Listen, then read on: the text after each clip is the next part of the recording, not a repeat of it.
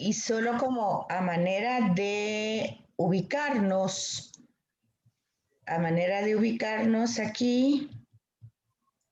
aquí.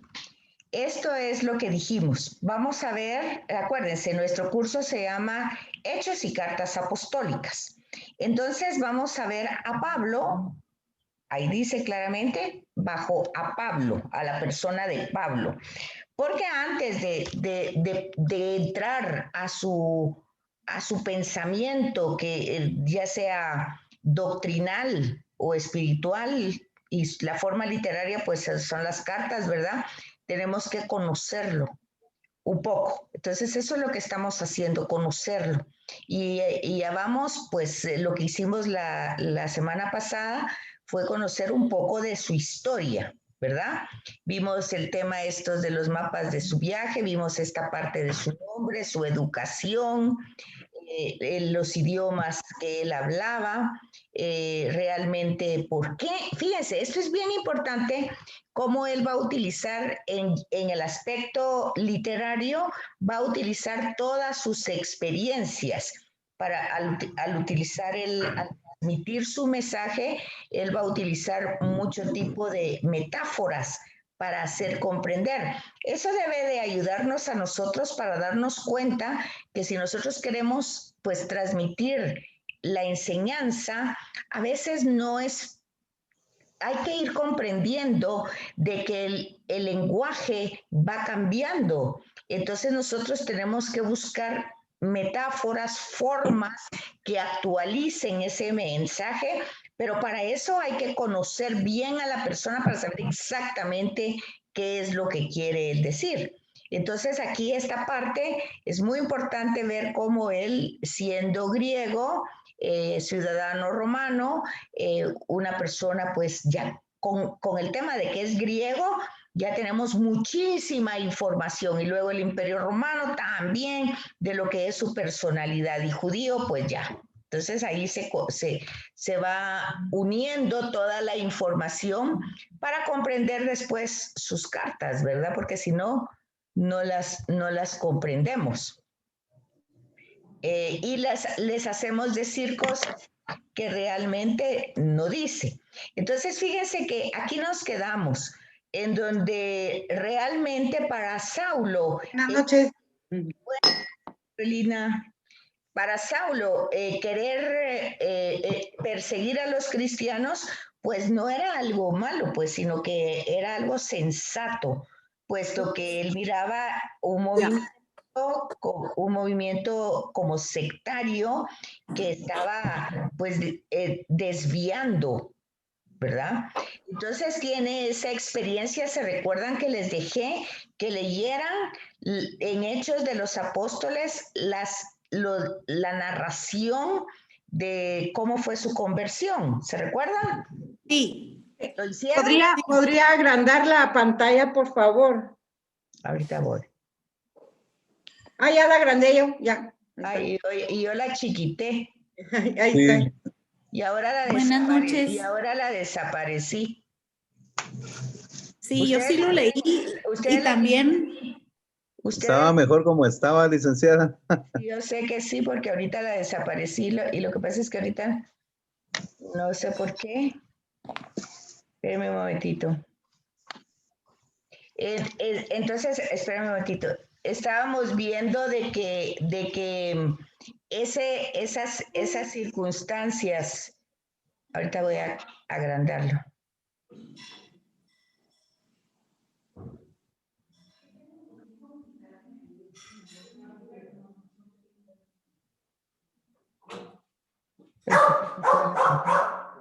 Ahí estamos perfecto. Ahí está.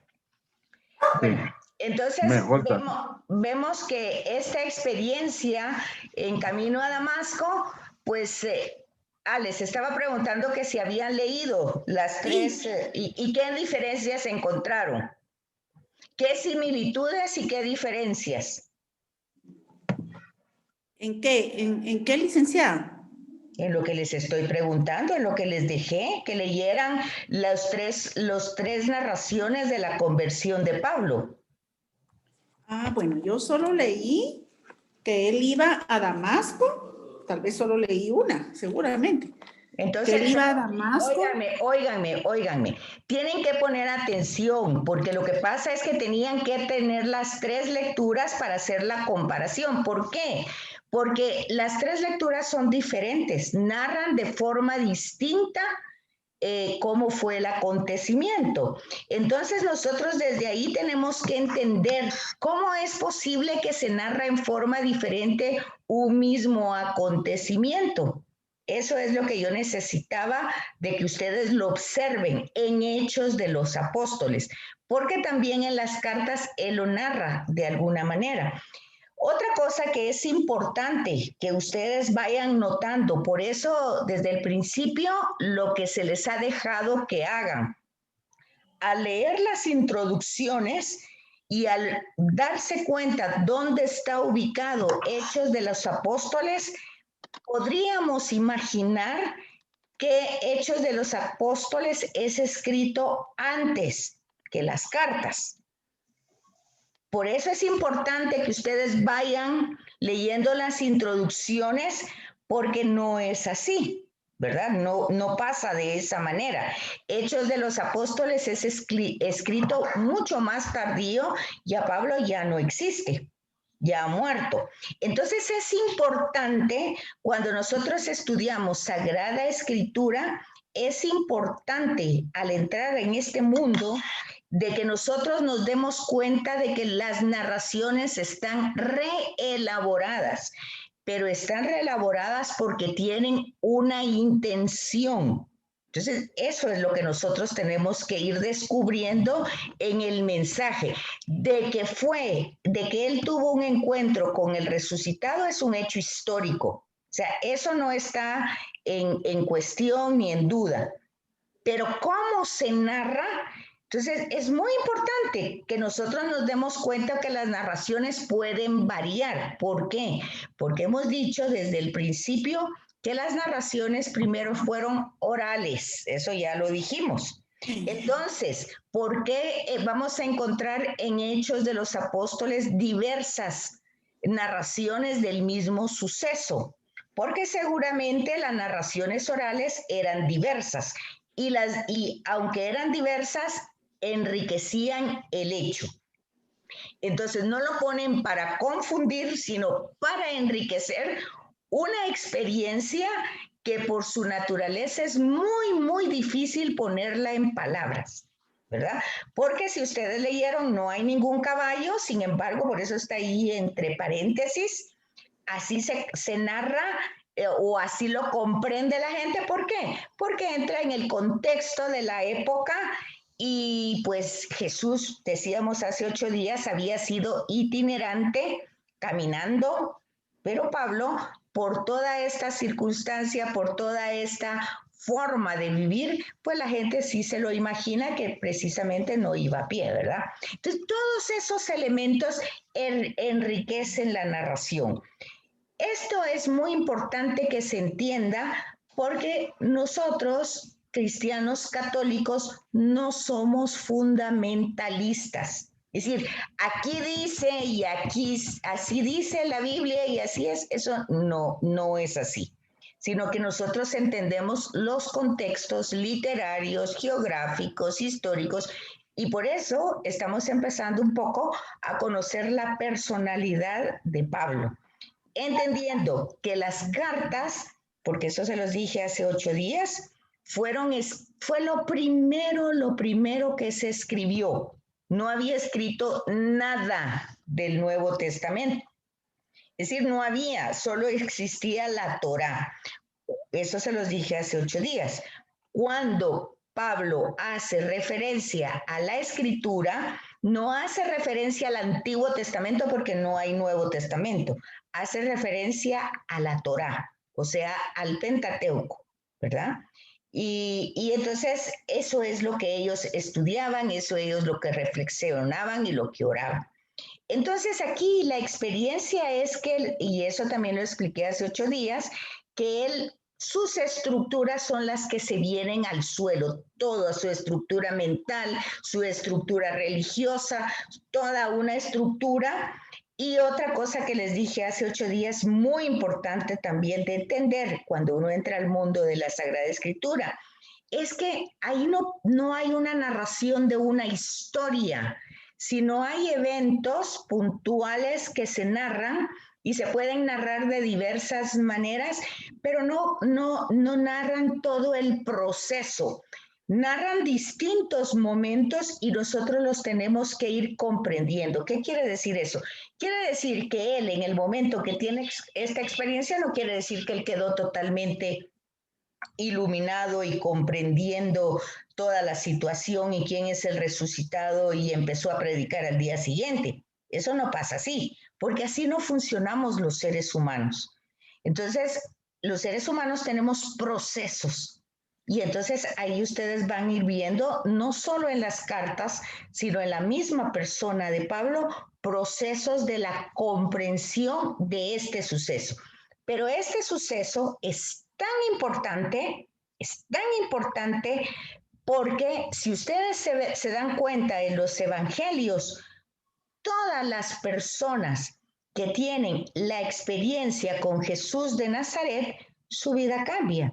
¿Pero qué es lo que cambia? Porque tienen el encuentro con esta persona, con Jesús de Nazaret. En el caso de Pablo es con Jesucristo, o sea, Jesús resucitado. Entonces, el encuentro es el evento fundamental y les hacía referencia a Benedicto XVI en Aparecida que decía, el cristianismo ni es una religión, ni es una doctrina, ni es una buena filosofía, ni es un buen pensamiento, es el encuentro personal con una persona que es Jesús.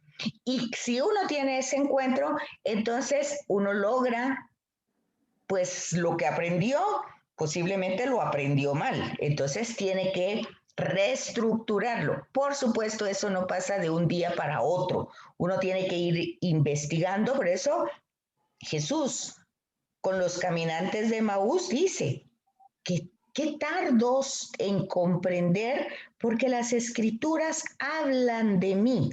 Entonces, pero para eso hay que entrar en ese mundo conociendo todos esos contextos, ¿verdad? Entonces, aquí es ese el evento fundamental, ¿verdad?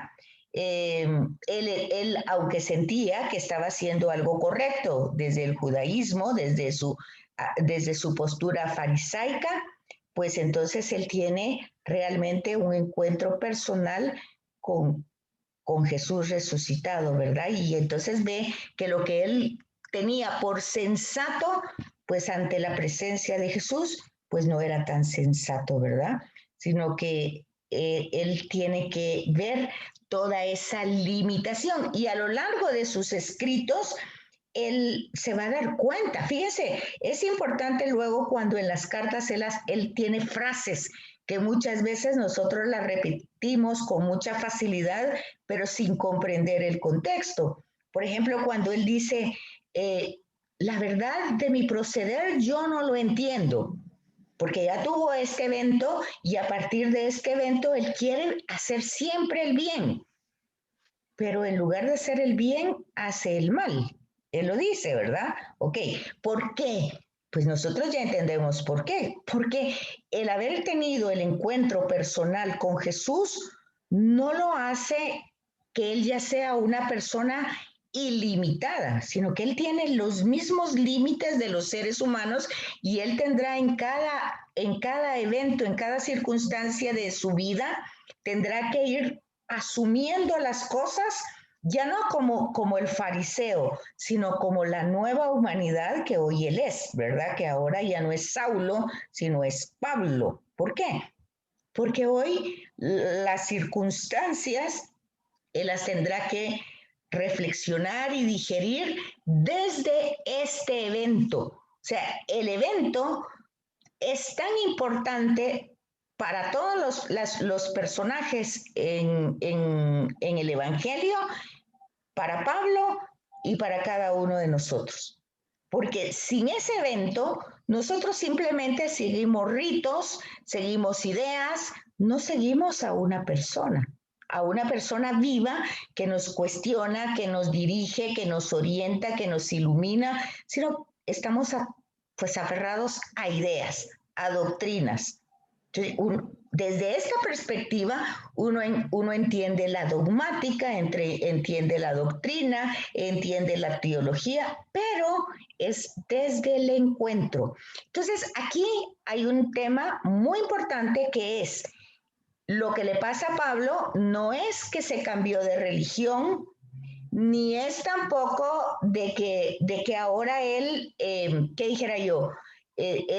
Pues de la noche a la mañana, él cambió totalmente pues su forma de pensar. No, él tiene que reestructurar nuevamente todo su pensamiento, toda su vida, y eso va a ser un esfuerzo de toda la vida, de toda la vida. Entonces, de lo que le queda de vida a él, ¿verdad? Entonces, aunque la escritura no lo va a ir narrando, va a ir a narrar, porque acuérdense, no es ni una biografía, no es ni una historia, así como entendemos la historia de Pablo. Vamos a conocer elementos de la historia de Pablo, ¿verdad? Estos aspectos históricos de él, que era lo que estábamos viendo. Que de Pablo, fíjense, que de Pablo tenemos más información que la que tenemos de Jesús. Mucho más. Ahora también se van a dar cuenta ustedes. Aquí no están preguntando cómo se llamaba la mamá de Pablo, quién era su papá. Simplemente dice, era hijo de padres judíos. Pero no están dando todo ese detalle que tal vez hoy nosotros querríamos como tener ese tipo de información por curiosidad, ¿verdad? Sino que realmente lo que interesa es su encuentro, lo que él hacía antes de su encuentro y lo que después va a ser a raíz de ese encuentro. Entonces es de todos los personajes de toda la escritura, es del que más información histórica hay. ¿Por qué? Porque él la cuenta en sus cartas. Y entonces, algo que hay que entender es que las cartas se escribieron antes de Hechos de los Apóstoles. Eso lo tienen que verificar ustedes con la introducción de las cartas, con las fechas, con lo que yo les pedí que hicieran y con la introducción de Hechos de los Apóstoles y de Lucas, y ver quiénes eran los destinatarios, la fecha, quién lo escribió, cuál era el objeto, el mensaje de esa escritura. Bueno, entonces se tiene el testimonio de Lucas en los Hechos de los Apóstoles, pero cuando ustedes vean esa introducción en su Biblia del Evangelio de Lucas y de Hechos de los Apóstoles, pues claro, se van a dar cuenta que estos escritos son posteriores a Pablo. O sea que primero se escribieron las cartas. Ojo con eso, por favor, porque eso tiene que quedar sumamente claro. En sus cartas, él nos revela su personalidad y su pensamiento, ¿verdad? También, aquí estamos viendo un poco de historia de él. También descubrimos la sintonía entre los hechos, o sea, Hechos de los Apóstoles y las cartas a diferentes ciudades. Lo que hace la comunidad de Lucas es por ejemplo, hacer una especie de historia. Porque si ustedes se recuerdan, así va a decir Lucas en su momento, en su contexto, en su época, es como un historiador. Entonces, él ha recopilado los datos y se recuerdan ustedes en su presentación que él hace a Teófilo, él dice que él va a organizar esto, todos estos datos, él los va a organizar de una manera que sea comprensible y que pueda realmente lograr el objetivo. Decíamos hace 8 días que uno de los objetivos, o el objetivo más importante de los evangelios, es contestar a la pregunta, ¿quién es Jesús de Nazaret? ¿Quién es? ¿Verdad?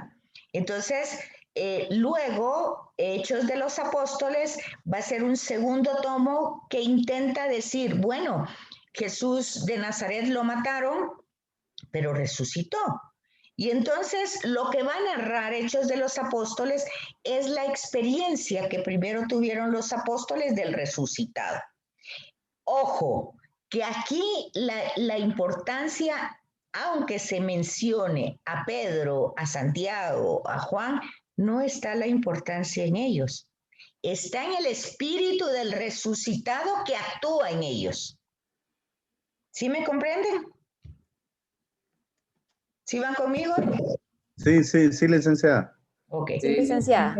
Entonces, Lucas intenta, pero fíjense, intenta presentar la vida, pero ya ven que, por ejemplo, no es la vida ni la biografía, así como los evangelios tampoco tienen la vida de Jesús ni la biografía, ¿verdad?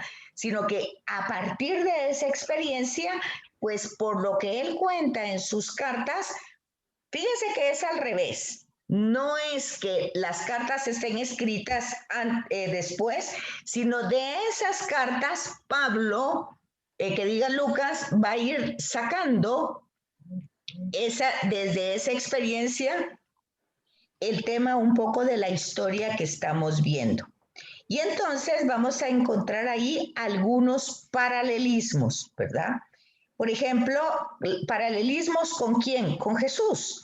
Porque lo que intenta Hechos de los Apóstoles es decir que la obra de Jesús de Nazaret, a pesar de que fue muerto y que Dios lo resucitó, pues continuó.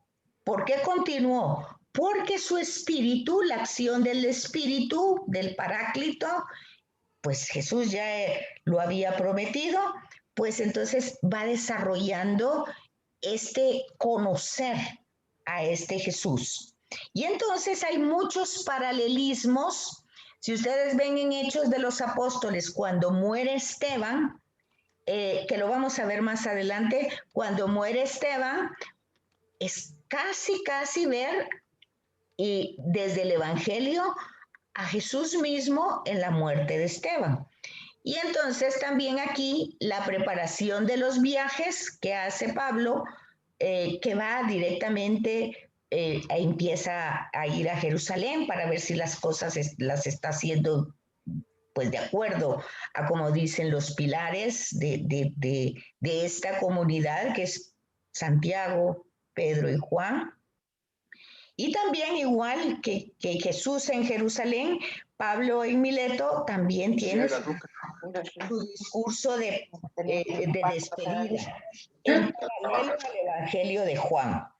Entonces podemos ir descubriendo esa situación paralela, que para decir otra cosa, en el Evangelio de Lucas es una herramienta literaria que usa Lucas, que se llama díptico. O sea, él en todo su evangelio trata de presentar dos realidades. Por ejemplo, el ángel Gabriel anuncia a María, pero también anuncia a Zacarías. Entonces, se van viendo en paralelo las reacciones de los dos, el anuncio. Lo que está diciendo el ángel es que Dios está actuando en estas dos personas. Y estas dos personas reaccionan de forma diferente. Todo el mundo tendría que esperar que el que reaccionara al 1000 es Zacarías, porque era sumo sacerdote, porque estaba dentro del santo de los santos, porque al salir tenía que dar la bendición y contar la buena nueva. Él estaba preparado para ese evento. María era una jovencita, era una aldeana, no conocía la Torá, pero vamos viendo toda esa diversidad en paralelo. Ese mismo paralelo Lucas lo va a utilizar en Hechos de los Apóstoles. ¿Me van comprendiendo hasta ahí? ¿Van conmigo? Sí, licenciada. Sí, ahí vamos bien.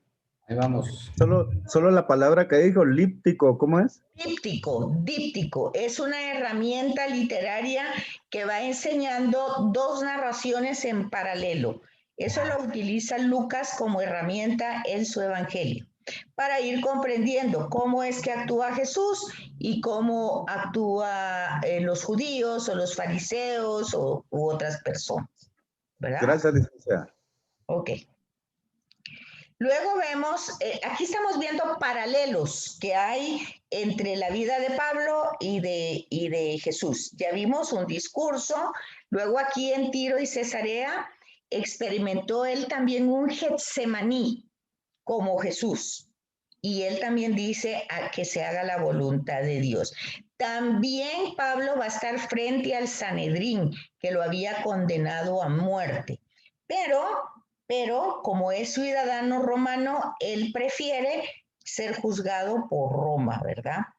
Pero en el Sanedrín él da testimonio, ¿verdad? Igual que Jesús lo hizo. Ese es el aspecto histórico. También hay un aspecto biográfico, que es lo que él va a ir narrando en sus propias cartas. De esas cartas va a salir un poquito un aspecto, no una biografía completa, ¿verdad? Sino un aspecto de lo que es él, ¿verdad? Y ya decíamos, pues es un judío practicante del nacimiento hasta los más o menos 28, 30 años. Las edades no las tenemos tan claras, ¿verdad? De los 28 a los 41, más o menos, él tuvo ese proceso de conversión. O sea, es lo que les estoy diciendo. No es una persona que su conversión llegue desde el momento, o sea, lo tiene la experiencia en el momento, pero es un proceso largo. Y luego, igual que Jesús, es un misionero itinerante, ¿verdad? De los 41 años a los 53. Es prisionero, pasa la mayor parte y por eso escribe las cartas, porque casi siempre lo quieren linchar en un lugar y los que lo quieren linchar son los judíos, o sea, los judíos cristianos o los judíos de la diáspora, los que están viviendo fuera y ya tienen costumbres de otros lugares, pero siguen siendo judíos. Sin embargo, tienen cierta atracción con el movimiento cristiano, pero ellos lo quieren manejar a su manera. Casi siempre el tema de la prisión es por eso. Más o menos a la edad de él, ¿verdad? 53, 62 años. También van a encontrar, igual que Jesús, su programa, ¿verdad? Las bienaventuranzas, que son una paradoja, ¿verdad? Porque nadie va a pensar que felices los que lloran, ya desde ahí la paradoja es una contradicción, ¿verdad? Sin embargo, esa paradoja la vive el creyente. Y Pablo, en muchas de sus cartas, va a hacer referencia a esa realidad que él vive, que es paradójica, ¿verdad? Por ejemplo, pues que antes todo lo tenía como basura, bueno, y antes lo tenía todo, porque él estaba muy bien colocado dentro del fariseísmo. Y sin embargo, él dice que lo tiene como basura y ahora pues solo tiene al resucitado. O lo que hablábamos anteriormente de que hago el mal que no quiero y no hago el bien que sí quiero. Pero ahí da el salto inmediato, ¿verdad? Pero todo lo espero y me glorío en Cristo y este muerto y resucitado. Entonces, ahí ustedes van a encontrar esa paradoja igual que Jesús no hace las cosas porque a él se le ocurran o porque sean sus ideas. Ya hemos todo este tiempo de la Pascua leído en la misa diaria el Evangelio de Juan y entonces siempre vamos a ver que Jesús es testigo del Padre. Nadie ha visto al Padre más que el Hijo. Entonces Jesús dice lo que oyó del Padre, lo que vio del Padre, él recibe el amor del Padre, él recibe la vida del Padre y puesto que está colmado, es un receptor que está colmado de ese amor y de esa vida, la puede dar. Pablo hace exactamente lo mismo. Y lo que en el Evangelio de Lucas es consuelo y promesa, en Pablo ya es una realidad. O sea, lo que se ve como una bienaventuranza que va a pasar, ya en Pablo ya se vive. Porque aunque está preso, él es libre, porque Jesús lo tiene libre.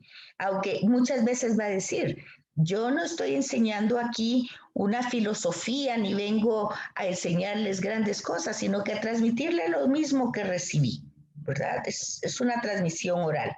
Entonces, a veces se siente como un aborto, se siente el último, como un condenado a muerte, sin patria, insultado, es tratado muy mal, y sin embargo, él dice que ese es su momento más grande en la historia.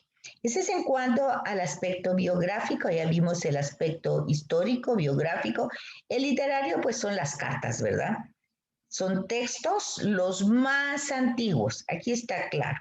Miren este rollo para que ustedes se den cuenta, porque a veces nosotros no podemos entrar al mundo bíblico porque nuestras imágenes son, pensamos en una carta, pensamos en una hoja de papel bond, escrito a máquina. No, miren, esto se escribía en estos pergaminos y estos eran los pergaminos que se daban a otras comunidades. Vean ustedes, esos pergaminos se gastaban, se rompían, se apolillaban, porque eran hojas. Entonces se dan cuenta de que eso se tenía que transcribir o que pasar a otro pergamino.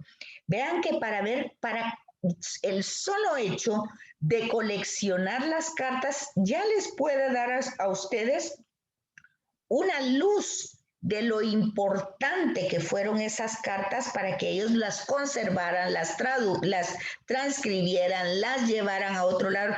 Eran cartas personales y de alguna manera se volvieron pues como circulares, por decir así.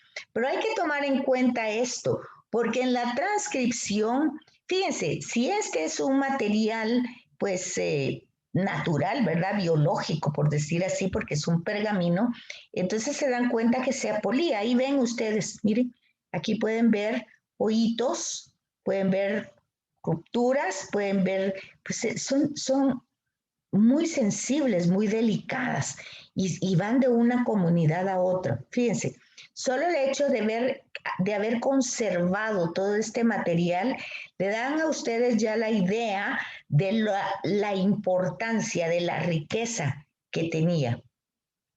Y esto fue lo primero reunido con lo que se empezó a tener el Nuevo Testamento. Entonces, el género literario de este material, pues se llama epístolas, porque sirvieron como circulares, que luego se juntaron y formaron lo que aquí tenemos como corpus, o sea, el corpus paulino. Y el estilo, pues, es el de una carta, que tiene destinatario, que tiene luego el saludo, el cuerpo, la despedida. Fíjense que otra cosa también, porque yo les digo siempre que si tienen dudas, que pregunten. Ustedes van a ver colocadas en la Biblia las cartas de las más grandes, de las más extensas a las más cortas. Eso no significa que estén colocadas en un orden cronológico. Entonces, aquí más o menos tenemos las cartas de orden cronológico, las cartas que más o menos forman el corpus paulino, que son 13 cartas. Estas cartas, se dan cuenta, primera y segunda Tesalonicense, primera y segunda Corintios, Filipenses, Gálatas, Filemón, Romanos. Luego están las pastorales. En estas cartas hay un poco de doctrina y por eso se llaman doctrinales, y pastorales porque tratan de llevar un seguimiento. Entonces, pero estas cartas se van a caracterizar por la palabra querigma. Esta palabra nosotros tendríamos que entender con toda claridad de qué se trata. Miren, en un minuto se va a cortar, ya nos queda solo un minuto. Ustedes se vuelven a conectar, por favor.